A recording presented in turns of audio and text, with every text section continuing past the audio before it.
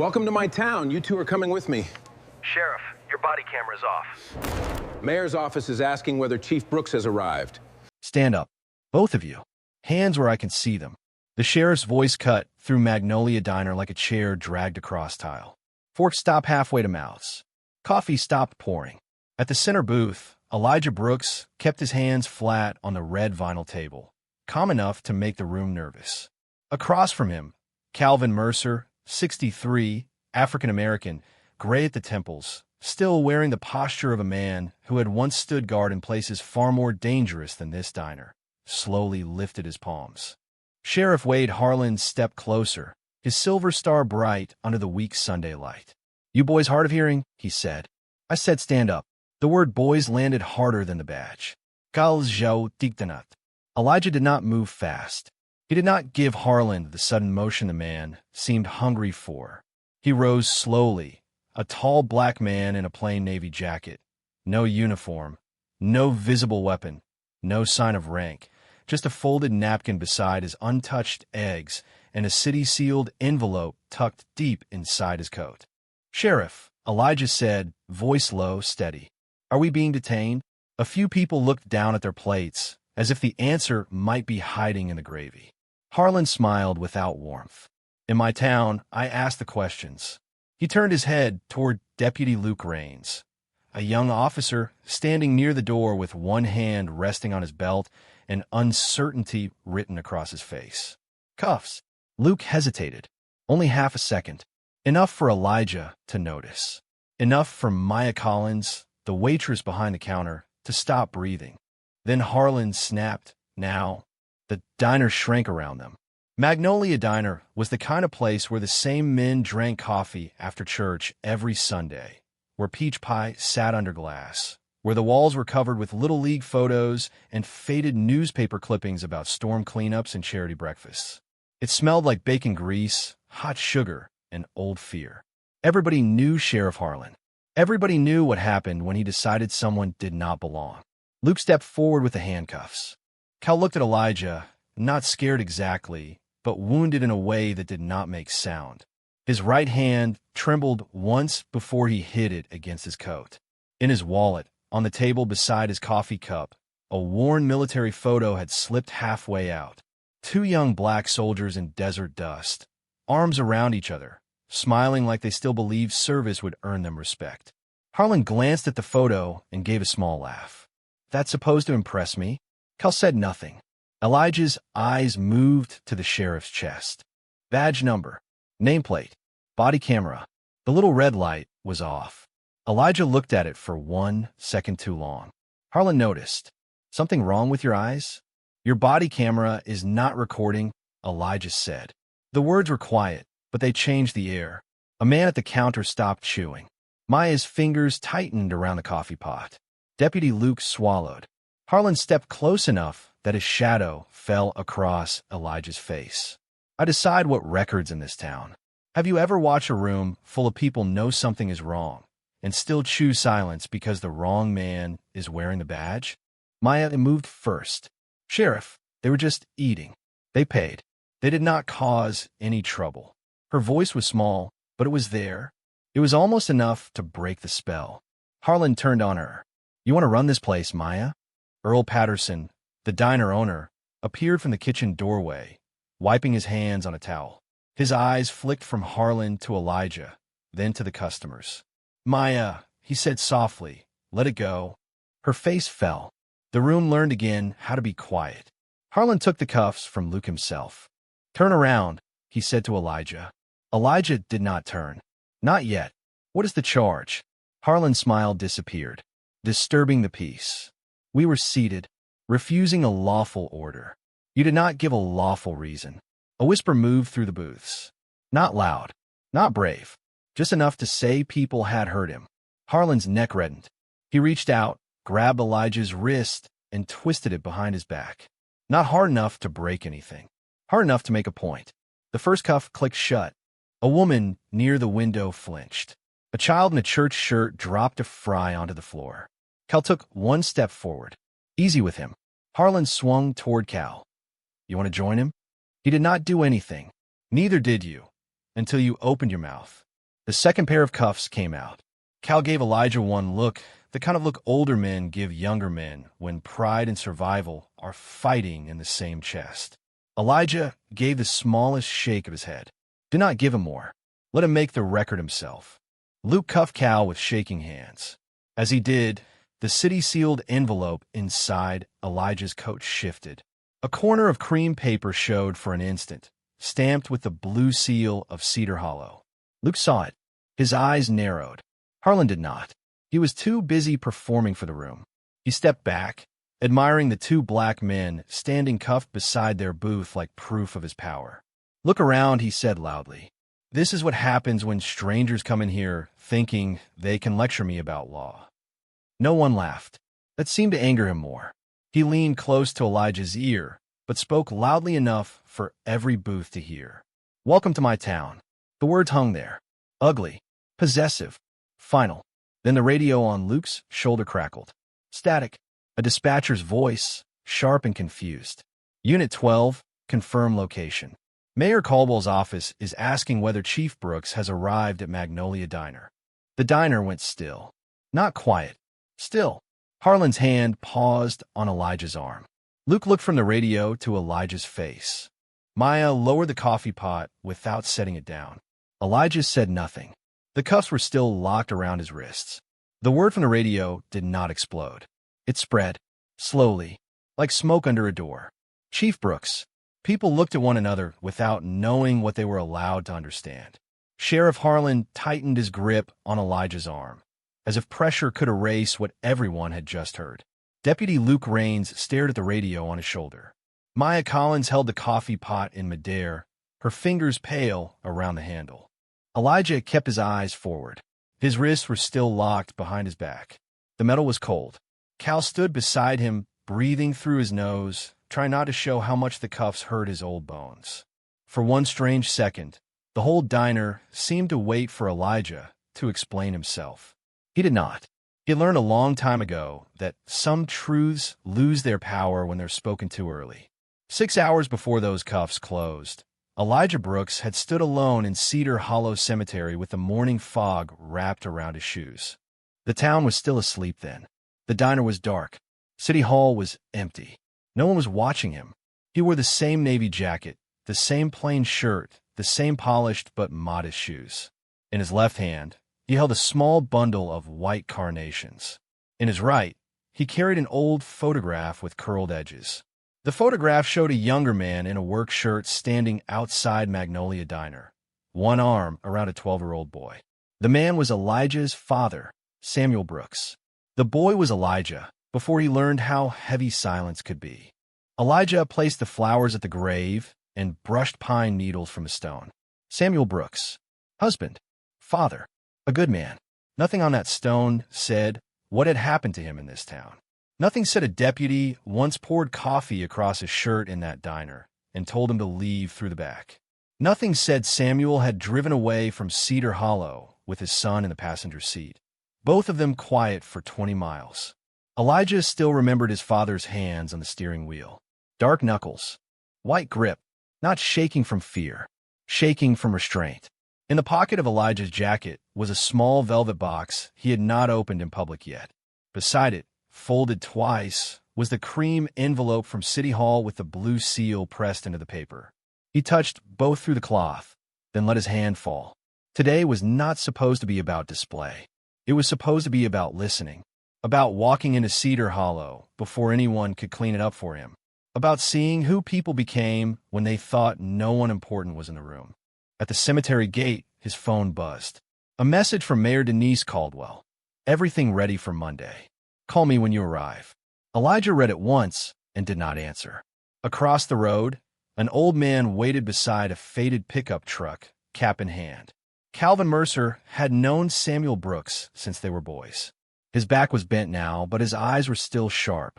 When Elijah approached, Cal looked at the photograph in his hand and nodded. Your father hated this place, Cal said. No, Elijah answered softly. He hated what fear made people accept. Cal looked away first. That was how pain moved in Cedar Hollow. Quietly, sideways, never straight at the wound. They drove to Magnolia Diner, because Cal said that was where the truth lived. On the way, Elijah saw neat lawns, church signs, flags on porches, and patrol cars parked where people could see them. He saw a town that looked peaceful if you did not know what questions to ask. If you have ever been judged before you open your mouth, or watch someone you love swallow humiliation just to survive, then you already understand why Elijah kept walking into that diner anyway. He was not there to win an argument. He was there to keep a promise. Back in the present, the promise felt heavier than the cuffs. Sheriff Harlan grabbed Elijah's sleeve and tugged him toward the door. The city envelope shifted again inside the jacket. This time, the corners slid farther out. Deputy Luke saw the blue seal clearly. His lips parted. "Sheriff," he said, barely above a whisper. Harlan snapped his head around. Not another word. The room obeyed him. Almost. From behind the counter, Maya lowered the coffee pot and, with her other hand, angled her phone just enough to keep recording. Elijah noticed. So did Cal. So did Harlan. The sheriff's eyes narrowed. "Give me that phone," he said. Maya froze. Elijah turned his head just slightly, wrists still bound, dignity still intact, and the velvet box in his pocket pressed against his ribs like a heartbeat waiting to be heard. "Give me that phone." Sheriff Harlan held out his hand, as if every object in Magnolia Diner already belonged to him. Maya Collins did not move. Her phone was half hidden beside the coffee machine, black screen tilted toward the two cuffed men. For one brave second, she looked less like a waitress and more like a witness. Then Earl Patterson whispered from the kitchen doorway, "Maya, please." The courage drained from her face. Harlan smiled. Smart girl. Elijah watched it happen without turning his head. That was the real law in Cedar Hollow. Not the code printed in books. Not the oath stitched into uniforms. The real law was the look people gave each other before deciding it was safer to stay quiet. Cal knew that look. He had seen it at the grocery store when cashiers checked his receipt twice. He had seen it at the pharmacy when a clerk followed him aisle to aisle. He had seen it right here, in this diner, when men who called him brother at church suddenly studied their coffee cups whenever Harlan walked in. "You people always bring trouble," Harlan said, loud enough for the room to hear. Cal lifted his chin. "We brought an appetite." A nervous laugh almost escaped from the counter, but died before it became sound. Harlan stepped closer to him. "Watch your mouth, old man." Elijah's eyes moved again to the sheriff's body camera. Dark lens. No light. No record. He looked at Deputy Luke Raines, and Luke looked away. That small retreat said more than any confession. Cedar Hollow had trained its good people to survive by becoming small. Earlier that morning, when Cal drove Elijah past the county building, the courthouse steps shone clean in the sun. White columns. Brass handles. A flag moving gently above the door. On the bulletin board outside, flyers promised safety, unity, trust. But Cal had pointed to the side alley instead. "That is where they park when they do not want cameras," he said. Then he pointed to a low brick office behind the building. "That is where complaints go to disappear." Elijah had said only, "How many?" Cal kept both hands on the wheel.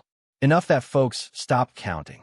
Now, inside the diner, those missing complaints seemed to sit at every table. An old woman near the pie case pressed her napkin to her mouth. A trucker stared at the floor. A father pulled his son closer when the boy whispered, "Daddy, why is that man in trouble?" The father answered, "Eat your food." Elijah heard it. Cal heard it. Harlan heard it too, and it pleased him. "See," Harlan said, "even the kid knows something is wrong with you." Elijah's voice stayed even. The child asked a question. "You heard a verdict." That made the room shift. Not much. Just a breath. A tiny crack in the wall. Maya's thumb moved across her phone again, careful and low. Micro-hope lived in that small motion. It lived in Luke's eyes when he glanced at the city-sealed envelope still showing from Elijah's coat. It lived in Cal's shoulders, still square despite the cuffs. Harlan felt it and crushed it fast. He snatched Maya's phone from the counter. "No recordings without my permission." Maya's eyes flashed. "This is a public place. This is my scene." "It is a diner," Elijah said. Harlan turned toward him. "No, it is evidence now." He grabbed Elijah by the sleeve and pulled him one step forward. The velvet box inside Elijah's pocket struck against his ribs. A soft, hidden thud. Luke heard it. His eyes dropped to the coat. Harlan saw the movement. Slowly, he reached toward Elijah's pocket. "What are you carrying?" Cal took one step toward them. "Leave his coat alone." Harlan's smile returned. Now we were getting somewhere. The room tightened. Maya's phone was in Harlan's hand. The body camera was dark. The city envelope was half exposed, and Sheriff Wade Harlan's fingers closed around the velvet box before Elijah could stop him. Harlan pulled the velvet box halfway from Elijah's coat, and the room seemed to lean toward it. The box was small, black, and too formal for a man supposedly causing trouble over breakfast. It did not belong beside spilled coffee and handcuffs. It belonged on a desk, under clean light, in a ceremony no one in that diner had been invited to see. Elijah's eyes dropped to Harlan's hand. Not panic, not fear, calculation. "Sheriff," he said, "that pocket is not within your search authority unless you can state a specific officer's safety concern." Harlan paused. The words were too exact, too calm. Deputy Luke Raines heard them and looked up. Elijah continued, voice even. "You have 2 restrained men, no visible weapon, no articulated threat, and your body camera is off during a custodial detention. That is a policy violation before it becomes a legal one." Silence pressed against the windows. Someone near the back booth whispered, "How does he know that?" Harlan's face hardened. "You some kind of jailhouse lawyer?" "I asked you to state your basis." "My basis is I wear the star." "That is not a basis." The sentence landed like a clean strike. Not loud, not angry, clean. For the first time, Sheriff Wade Harlan looked less irritated than exposed. Then he covered it with a laugh. "Listen to this man. Comes into my diner, runs his mouth. Now he thinks he teaches law." He lifted the velvet box higher. "Maybe I should see what else Professor here is carrying." "Kal shifta bazida Elijah. You already cuffed us." Harlan snapped. "I will cuff your mouth next." Maya flinched. Earl Patterson looked away. The old woman by the pie case crossed herself, not because anyone was dying, but because something honest was being buried right in front of her. Luke took one step closer, eyes fixed on the box. "Sheriff, maybe we should wait for the mayor's office to clarify that dispatch." Harlan turned slowly. "You taking orders from a radio now?" Luke's throat moved. "No, sir." "Then stand there and look useful." The tiny hope vanished from his face. Harlan placed Maya's phone on the counter behind him, screen down, as if truth could be silenced by turning it over. But the camera was still running. A thin red dot reflected in the chrome napkin holder. Elijah saw it. Maya saw him see it. Neither of them spoke. Harlan slid his thumb under the edge of the velvet box. Elijah finally moved, just enough for the cuff chain to tighten. "If you open that," he said, "you should do it on camera." Harlan froze again. "What did you say?" "Evidence handling. Chain of custody. Personal property inventory. You know the words." Luke stared at Elijah now. Not like a suspect. Like a question. Cal's eyes sharpened, and for 1 second, pride cut through the pain in his face. Harlan felt the room shifting and hated it. He tossed the box once in his palm, pretending it meant nothing. "You think fancy words scare me?" No, Elijah's voice stayed low. "But records do." The diner went so quiet the grill could be heard popping in the kitchen. Then dispatch crackled again from Luke's radio. "Unit 12, Mayor's office advises Chief Brooks is carrying sealed appointment documents. If contact is made, do not interfere." Luke's eyes dropped to the cream envelope sticking from Elijah's coat. The Blue City seal was fully visible now. Harlan saw it too. His smile disappeared. For one breath, nobody moved. Then Harlan snatched the envelope from Elijah's pocket. Harlan tore the cream envelope free and held it up like he had just found contraband. The blue seal of Cedar Hollow flashed under the diner lights, but his thumb covered the line beneath Elijah's name. For 1 second, the paper looked official enough to make the whole room stop breathing. Then Harlan folded it shut before anyone could read it. "Well, look at this," he said. "A man in cuffs carrying city paperwork." Elijah stood still, wrists locked behind him. "That is sealed correspondence." "Not anymore." Harlan slapped the envelope against his palm. "You walk into my town with documents you refuse to explain, lecture me about cameras, and expect me to believe this is normal? Cal's voice came rough. You took that from his coat. Harlan turned on him. I took evidence from suspect. Evidence of what? Elijah asked. Harlan stepped closer. Impersonation. Interference. Maybe fraud if I feel like writing it that way. A low murmur moved through Magnolia Diner. Fraud was a heavy word. It gave fear something to hold. A woman near the window whispered, maybe they are scammers. A man at the counter shook his head without looking up. The room began doing what frightened rooms do. It began helping the strongest voice become the truth. Maya looked from the envelope to Elijah. Sheriff, the dispatcher, said the mayor's office was asking for him. Harlan pointed at her with the envelope. One more word, and I charge you with obstruction. Her mouth closed. Her eyes did not. Deputy Luke shifted his weight. Sir, we should maybe call City Hall directly. Harlan laughed once. We do not call City Hall because some drifter carries stationery. Elijah's eyes sharpened, but his voice stayed quiet. You heard dispatch. You heard the advisory. I heard confusion. You heard instruction. Harlan leaned in. I hear a man trying to sound important while wearing handcuffs. The insult landed, not just on Elijah. On Cal. On every person in that diner who had ever been told their calm was arrogance and their dignity was trouble. Harlan grabbed Maya's phone from the counter and slid it into his jacket pocket. No more recordings. Maya stepped forward before fear could stop her. That is mine. Harlan smiled. It is evidence now. The tiny red dot vanished into his coat. The only clean witness in the room had been swallowed by the same man who needed it gone. Elijah looked at Luke again. Deputy Raines, property seizure requires documentation.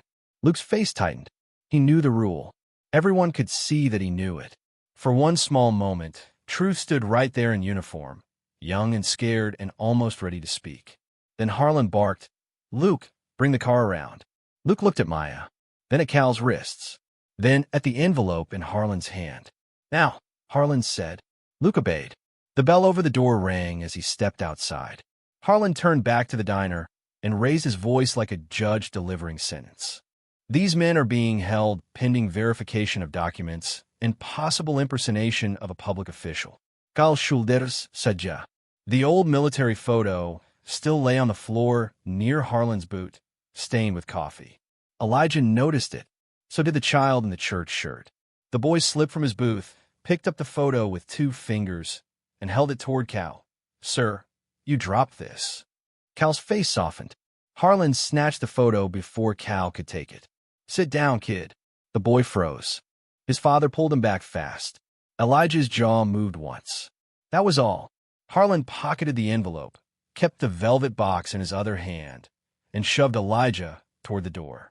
Outside, cold daylight spilled across the floor as Luke opened the cruiser door beyond the glass. The diner watched the 2 cuffed black men being marched out like guilt had already been proven. But as Harlan pushed Elijah forward, the folded envelope slipped just enough inside his pocket for one corner of the top page to show again. Maya saw 2 words printed above the hidden line. Appointment order. Her eyes widened. Before she could speak, Harlan turned the dead body camera on his chest back toward the room and said, For the record, suspects are resisting. For the record, suspects are resisting. Harlan spoke toward the body camera as if the truth would obey once the red light came back on. Elijah was standing perfectly still. Cal was standing perfectly still. The only thing moving was the sheriff's hand, pressing between Elijah's shoulder blades, forcing him toward the open cruiser door outside Magnolia Diner. The lie was so clean it made the room colder. Maya stood behind the counter with her empty hands raised, her phone gone, her voice trapped behind her teeth. Then something slipped from Harlan's jacket pocket. Not the envelope, not the phone, the velvet box. It hit the tile with a soft crack and slid under the edge of the booth. Every eye followed it. The little boy in the church shirt saw it first. Mister, he whispered, pointing, you dropped something. Harlan turned too fast. Stay out of police business. Elijah's eyes lowered to the floor, then lifted back to Harlan. You should not handle that without inventory. Still talking, Harlan said, Even now. Cal looked at the box, then at Elijah. He did not know what was inside, but he knew the way Elijah looked at it. Not like property, like responsibility. Deputy Luke Raines moved from the cruiser door to retrieve it.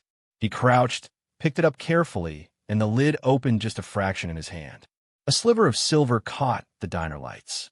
Not enough for the room to read. Enough for Luke to stop breathing. Harlan saw his face change. Close it. Luke did not close it fast enough. Inside, under black velvet, was the edge of a polished badge and a folded white card stamped with the Cedar Hollow City seal. Luke's thumb froze over the hinge. "Sheriff," he said, voice barely there. "This is not junk." Harlan snatched the box from him and snapped it shut. "It is whatever I say it is until I say otherwise." A murmur moved through the diner. Maya took one step forward. Why would a drifter carry something from City Hall? Harlan pointed at her. "You want any next?" She stopped, but her eyes stayed on the box. "If you were standing in that diner, what would you think was inside that velvet case? And why would a man with a badge be so afraid to let anyone see it?" Harlan answered the room before anyone asked. "Fake badge," he said. "That is the oldest trick in the book." Elijah's voice stayed calm. "Then document it properly. I do not need instructions from you." "No, you need a camera that shows the whole incident." The words hit the room like a match. Harlan's body camera had only just come back on. Everyone knew what it had missed.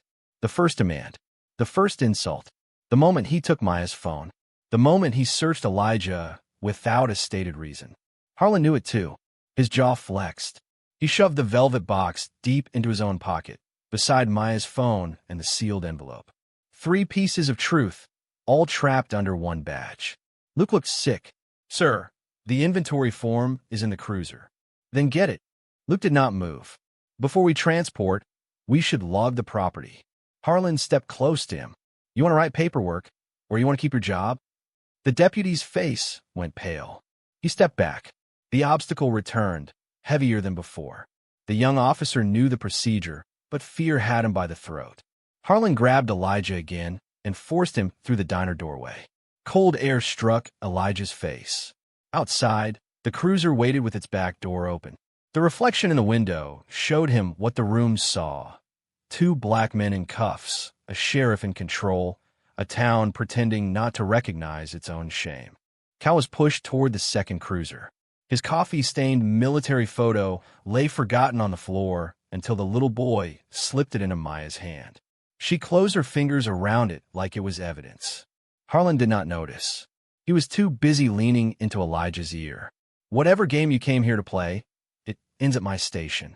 Elijah turned his head just enough to meet his eyes. His voice was quiet. "Then make sure your booking camera works." Harlan's smile faded. Behind them, inside the diner, Maya looked down at the old photo in her hand and saw something written on the back in faded ink. Samuel Brooks, Magnolia Diner, 1989. Her breath caught. She looked through the window at Elijah just as Harlan slammed the cruiser door between them. The cruiser door slammed, and the sound pulled Elijah back 35 years. For half a second, he was not a man in handcuffs outside Magnolia Diner. He was 12 years old again, sitting in the passenger seat of his father's old Buick, watching Samuel Brooks grip the steering wheel so hard his knuckles went pale. Coffee had soaked the front of Samuel's white work shirt. A deputy had laughed inside the diner. People had watched through the same wide windows and pretended they had not seen. Elijah remembered asking, "Dad, why did you let him do that?" Samuel had not answered right away. He had driven past the courthouse, past the church, past the town sign that said, "Welcome to Cedar Hollow." Then he had said, "Son, do not hate the badge. Make it mean something." Now, years later, Elijah sat behind another locked door, wrists aching behind his back, and those words felt heavier than the cuffs. Cal was placed in the second cruiser a few feet away. His face was turned toward the diner window, not toward Harlan. He had seen Maya pick up the old military photo. He had seen her read the faded writing on the back.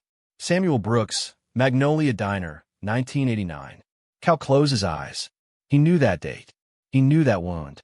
Inside the diner, Maya carried the photo into the narrow space behind the counter as if it might break if she breathed too hard. Earl Patterson stood by the kitchen door, towel twisted in both hands. "Where did you get that?" he asked. "It fell from Mr. Mercer's wallet," Maya said. "Who is Samuel Brooks?" Earl's face changed. Not much. Just enough. The kind of change that happens when a buried thing hears its name. A good man, he said. A man this town owed an apology. Maya looked through the glass at Elijah in the cruiser. Is he family? Earl did not answer. That silence answered for him. Outside, Harlan leaned into Elijah's open window before Luke could shut it fully. You look calm for a man headed to booking. Elijah did not look at him. Calvin Mercer needs his medication from his coat before transport. Harlan blinked, thrown off by the concern. You worried about him now? He is 63. His hands are swelling. You cuffed him too tight. You should have thought of that before you started trouble. Elijah finally turned his head. Trouble started before I walked in. The line hit Harlan in a place he did not like. His eyes narrowed. What does that mean? Elijah said nothing more. He had promised himself he would not spend his first day in Cedar Hollow proving his worth to a man who measured worth by obedience. Behind Harlan, Luke stood beside the cruiser with the inventory clipboard in his hand.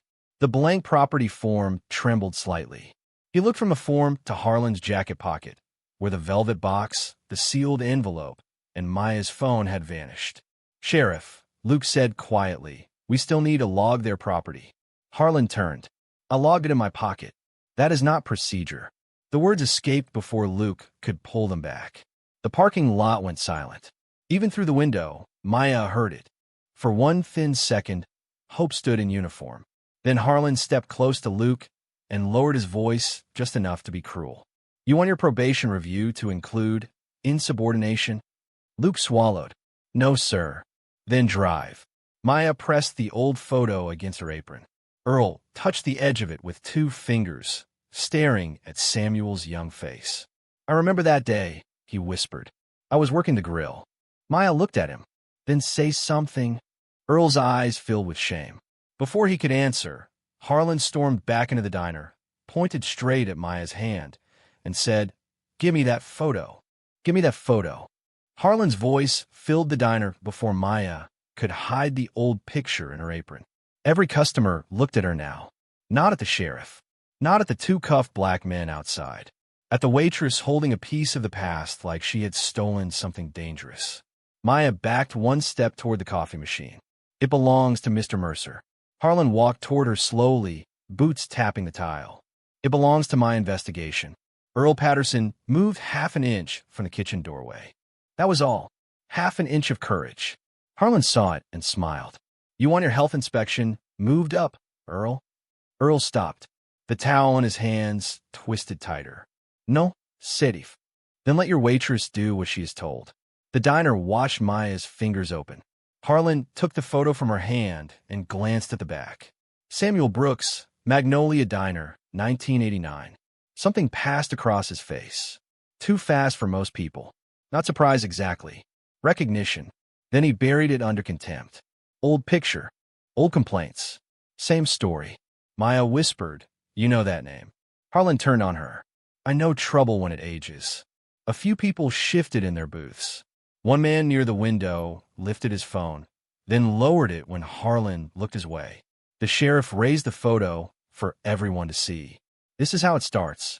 A story. A picture. A man comes in here with fake city papers and a fake badge box. And suddenly everyone is supposed to question the law.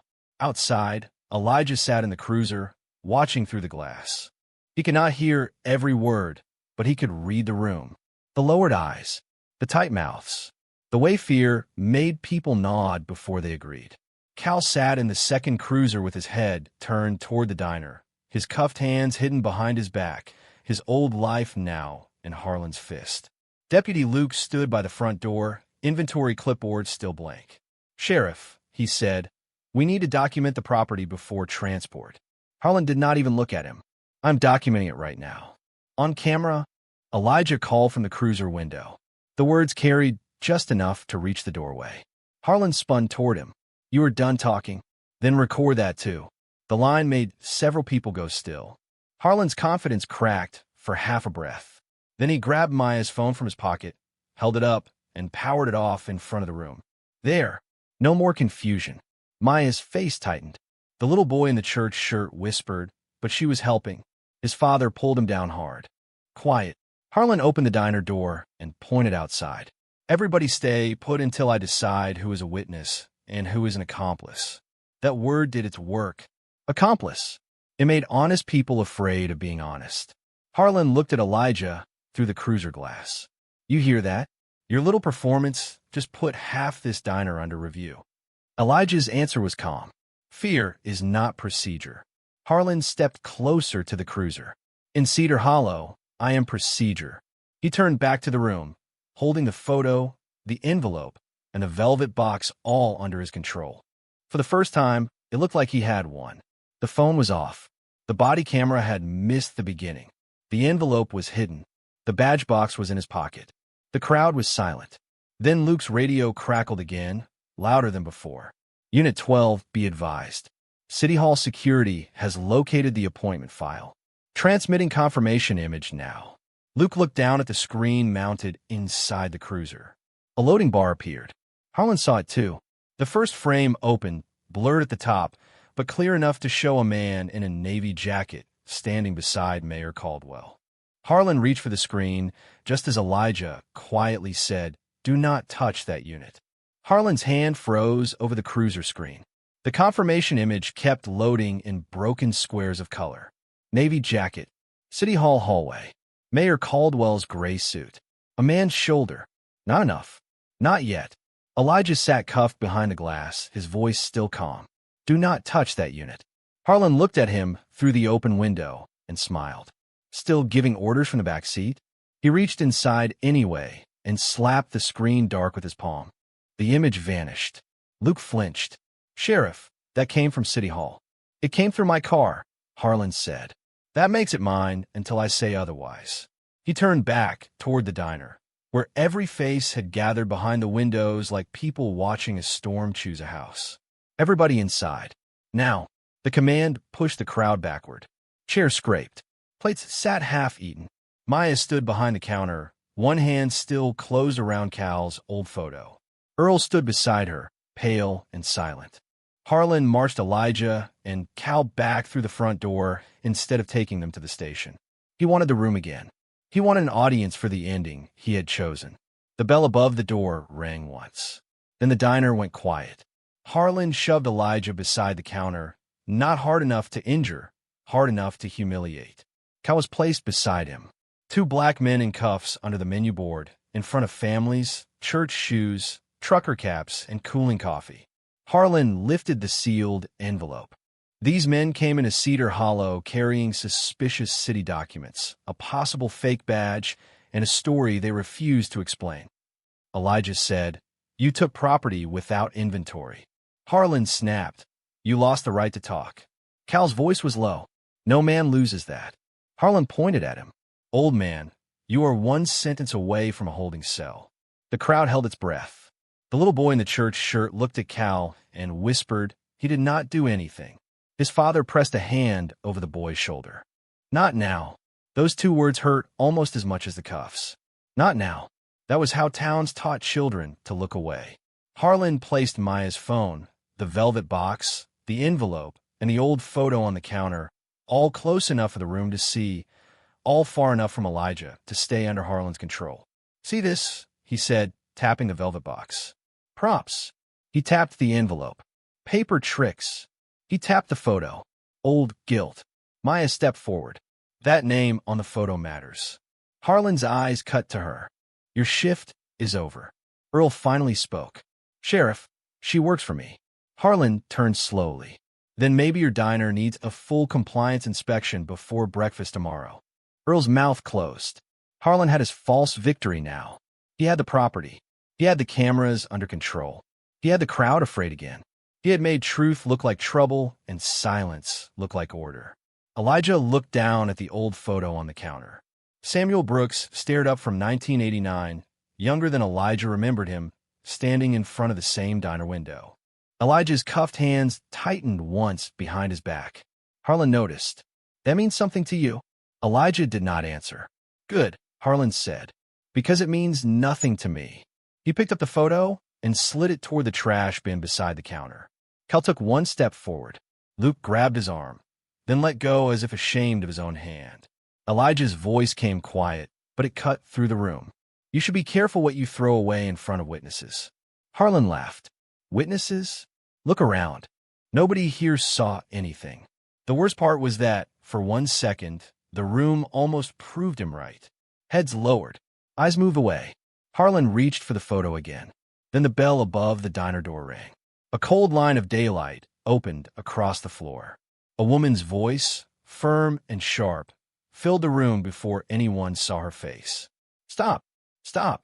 The word came from the doorway, sharp enough to cut through the smell of coffee and grease. Sheriff Harlan's hand froze inches from the trash bin. Samuel Brooks's old photo still caught between his fingers. Every head turned. Mayor Denise Caldwell stood in the open door with City Attorney Nora Whitfield beside her, both women framed by the cold daylight from the street. The bell above the door trembled once, then went still. Nobody spoke. Not Maya. Not Earl. Not Deputy Luke. Not even Harlan. Not at first. Elijah stood cuffed beside the counter, wrists locked behind his back, face calm, eyes on the photo.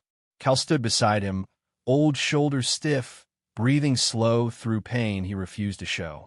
Harlan recovered first. He always did. Mayor, he said, forcing a smile. This is an active law enforcement matter.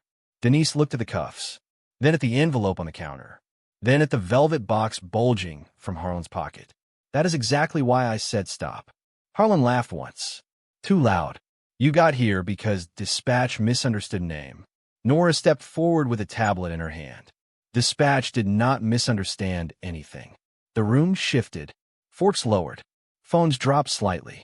People who had been staring at their plates began looking at Harlan instead. He felt it and raised his voice. These two are suspects. Possible impersonation. Fake city documents. Fake badge. Disturbance in a public business. Elijah said quietly, "You forgot unlawful search." The words made Nora look at him for a long second. Not surprised. Not confused. Measuring. Harlan snapped, "You are done talking." Denise turned her eyes to him. "No, Sedif. I think he has talked less than anyone in this room." That was the first crack. Small, but everyone heard it. Maya stepped out from behind the counter, hands trembling. "He took my phone." Harlan pointed at her. "Evidence." Nora's voice was flat. "Then it should be logged." Luke looked down at the blank clipboard in his hand. His face tightened with shame. Harlan saw the clipboard and barked, "Deputy, stand down." Luke did not move. The silence grew heavier. Nora placed her tablet on the counter.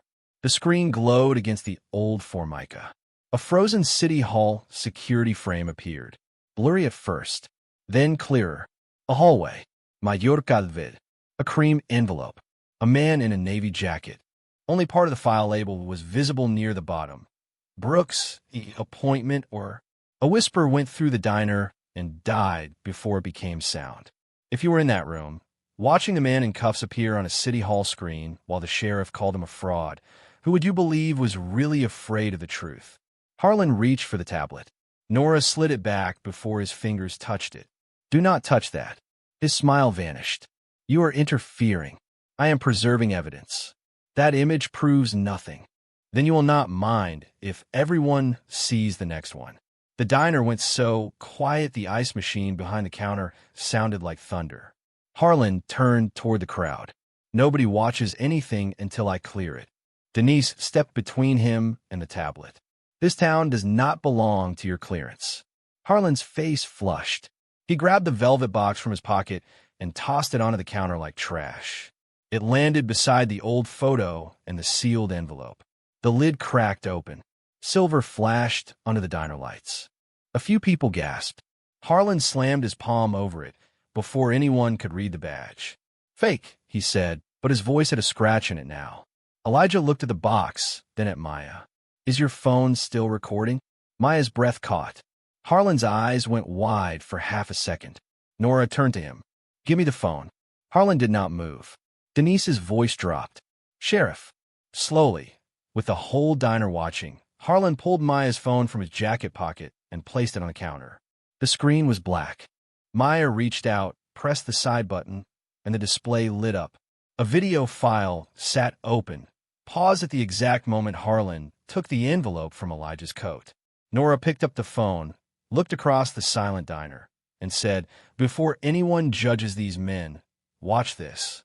Nora pressed play. The first sound from Maya's phone was not loud.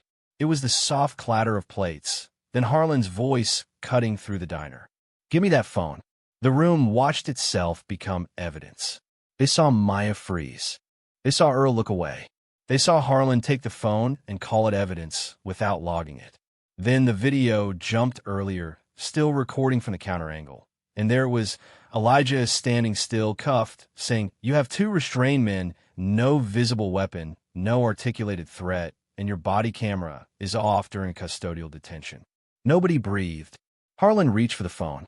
Nora lifted it out of reach. "You will not touch this." Harlan's face tightened. "That video is incomplete." Elijah said quietly, "So is your body camera record." The line landed hard. Luke looked down at the blank inventory form in his hand. Mayor Caldwell turned to him. "Deputy Raines, did the sheriff log any property before taking it?" Luke's lips parted. Harlan snapped, "Careful." Luke swallowed. "No, ma'am." A low sound moved through the diner. Not quite a gasp, not quite a confession, but something old beginning to loosen. Nora opened the tablet again. Second record. The City Hall image sharpened. This time the full frame loaded. Elijah Brooks stood beside Mayor Caldwell in Municipal Hallway 2 days earlier, holding the same cream envelope. Below the image, the file label became clear. Brooks, Elijah, appointment order, police chief, Cedar Hollow. The diner went silent in a way silence had never sounded before. Phones lowered. The man at the counter sat up straight. The little boy looked from Elijah to the sheriff like he had just watched the world split open. Harlan stared at the screen. His mouth moved before his voice came. "No." Denise picked up the sealed envelope from the counter and opened it herself. She unfolded the first page, turned it outward, and read only the line that mattered. Elijah Samuel Brooks, appointed police chief of Cedar Hollow. Swearing in scheduled for Monday, 9 a.m. Harlan shook his head. He never identified himself. Elijah looked at him, wrists still cuffed behind his back. "You never asked my name before you decided what I was." That sentence took the room by the throat. Cal closed his eyes. Maya covered her mouth. Earl stared at the old photo of Samuel Brooks as if the past had just stood up beside his grill. Nora reached for the velvet box. Harlan tried to cover it with his palm. Denise's voice cut him down. "Move your hand." Slowly he did. Nora opened the box. The polished badge caught the diner lights. Not fake. Not a prop. Cedar Hollow Police Chief. Elijah Brooks. The silver seemed brighter because of the cuffs still locked around his wrists. Harlan's face drained of color. "This does not change the detention." Nora looked at the cuffs, then at the appointment order, then at the black screen of Harlan's body camera. "It changes everything about you." Luke stepped forward, voice shaking. "Chief Brooks, I am sorry." Elijah turned to him. "Do not apologize to me first." Luke looked at Cal. His shame deepened. "Mr. Mercer, I am sorry." Cal nodded once, but did not smile.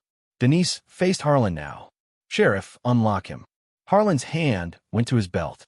For the first time all morning, he looked smaller than his badge. He opened Elijah's cuffs with a metallic click that echoed across every table. Elijah rubbed one wrist, then turned to Cal before anyone else. Him first.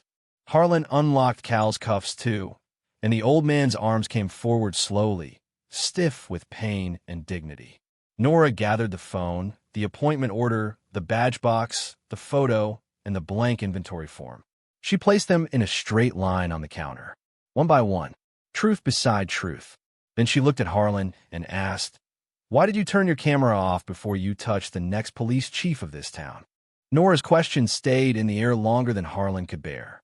"Why did you turn your camera off before you touched the next police chief of this town?" The diner did not move. Every person seemed afraid that even breathing would help him escape the answer. Harlan looked from Nora to Mayor Caldwell, then to Elijah, who stood free now but still rubbed the red marks on his wrists. "This is being blown out of proportion," Harlan said. His voice was thinner than it had been all morning. "I had reasonable suspicion." Nora tapped the blank inventory form. "You seized property without logging it." She tapped Maya's phone. You suppressed a recording. She tapped the appointment order. You ignored a city hall advisory. Then she tapped the old photo. And you tried to throw away evidence tied to a prior complaint this town never answered. Harlan's jaw tightened. That photo has nothing to do with this. Earl Patterson stepped forward from the kitchen doorway. His hands were still shaking, but this time he did not hide them. Yes, it does. Harlan turned on him. Careful, Earl. Earl looked at Elijah, then at Cal, then at the photo of Samuel Brooks lying on the counter. I was here in 1989. I saw what happened to Samuel. I stayed quiet then. His voice broke once. I will not stay quiet twice. A sound moved through the diner, small and painful. Regret. Recognition. The little boy in the church shirt looked up at his father, and his father could not meet his eyes. Mayor Caldwell took out her phone and made one call. She did not raise her voice. She did not need to. This is Mayor Caldwell. I need State Police Command at Magnolia Diner and a formal hold on all sheriff's office footage, dispatch logs, and property record from this incident. Harlan's face went pale. Denise. Mayor Caldwell, she said. The correction landed like a gavel. Effective immediately, Cedar Hollow is suspending all town-level cooperation with your office pending review. You are not to transport these men. You are not to handle this evidence. You are not to contact any witness without counsel present. Harlan stared at her as if the town had betrayed him. But the town had only stopped pretending. Deputy Luke slowly removed the body camera from Harlan's chest and placed it on the counter beside the phone. Sheriff, he said, voice low, I have to preserve this. Harlan looked at him with disgust. You just ended your career. Elijah spoke for the first time in several minutes. No, he may have just begun it. Luke's eyes filled, but he nodded once. Cal rubbed his wrists. Maya brought him a damn towel without being asked. Nobody laughed now. Nobody whispered that they were scammers. Nobody looked at Elijah like he was trouble. They looked at him like a man who had carried the ruined shame without throwing it back at them. Harlan reached for his badge, then stopped, as if hoping someone would tell him not to. No one did. Mayor Caldwell held out her hand. Your town-issued access card and temporary enforcement authorization. His fingers moved slowly. The card came off his belt. The sound of plastic touching the counter was quiet, but it changed Cedar Hollow. Nora gathered the appointment order, the badge box, the phone, the body camera, the blank inventory form, and Samuel's photo into an evidence sleeve. One story, one morning, too many years. Harlan looked at Elijah. You could have said who you were. Elijah met his eyes. You could have treated me like I was someone before you knew. The room absorbed that sentence in silence. Mayor Caldwell picked up the velvet box and placed it back in Elijah's hands. Chief Brooks, she said softly, careful not to turn justice in a theater, your swearing in is still Monday. Elijah looked down at the badge, then through the diner window toward the street where his father once drove away, humiliated. This time he did not leave, and across the room, the little boy who had picked up Cal's photo watched him like dignity had finally been given a face. Monday morning came soft over Cedar Hollow. Not loud, not triumphant, just gold light touching the windows of Magnolia Diner. The same windows that had watched Elijah Brooks stand in handcuffs 2 days before. This time, the diner door was open. People stood shoulder to shoulder inside. Not because Sheriff Harlan had ordered them there, but because they had chosen to come. Mayor Denise Caldwell stood near the counter with the city clerk. Nora Whitfield held the official folder. Deputy Luke Raines stood in the back, no hat in his hands, eyes lowered until Elijah nodded to him. Cal Mercer sat in the front booth with a warm towel around his wrists and his old military photo restored to his wallet. Maya Collins had placed a fresh cup of coffee in front of him. On the house, she said.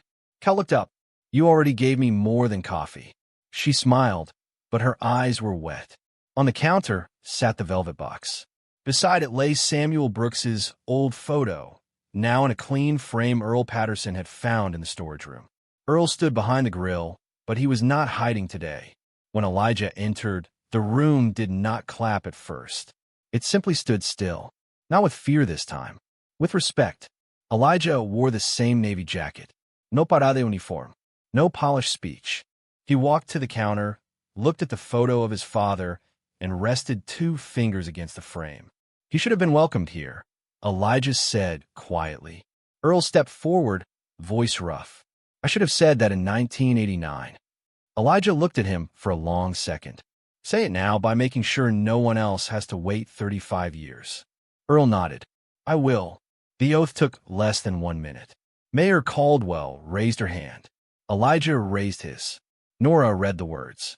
Duty, law, constitution, people. When it was done, she opened the velvet box and placed the badge in Elijah's palm. He did not pin it on right away. He turned first to Cal. Would you stand with me? Cal rose slowly. The room made space for him. That was new.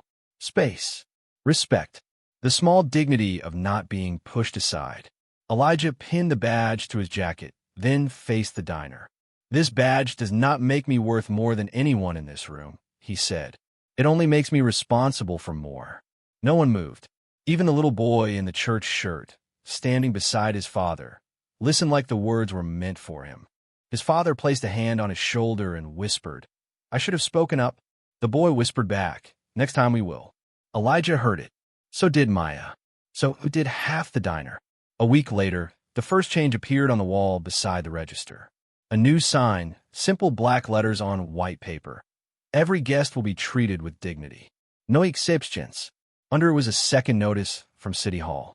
Citizen Oversight Listening Night, hosted at Magnolia Diner. Cal Mercer was named Community Advisor. Maya Collins was thanked publicly for preserving evidence. Deputy Luke Raines entered retraining under the new department instead of being thrown away with the old one. Harlan's temporary authority was gone, and his case had moved to state review, but Elijah did not let the town spend its future staring at one fallen man. Systems change when ordinary people stop feeding fear, he told them. Before leaving that morning, Elijah saw the little boy standing near the door, holding the old framed photo with both hands. Chief Brooks, the boy asked, can someone let me be a police officer? Elijah knelt so they were eye to eye. Only if you remember who you were supposed to protect. The boy smiled. Outside, sunlight spread across the sidewalk where the cruisers had been parked. Elijah stepped through the diner door with Samuel's photo in one hand and the badge over his heart. Behind him, Maya welcomed an old black man who had paused uncertainly at the entrance. Good morning, sir, she said warmly. Come on in. We are glad you are here. And for the first time in a long time, Cedar Hollow sounded like a town learning how to mean those words.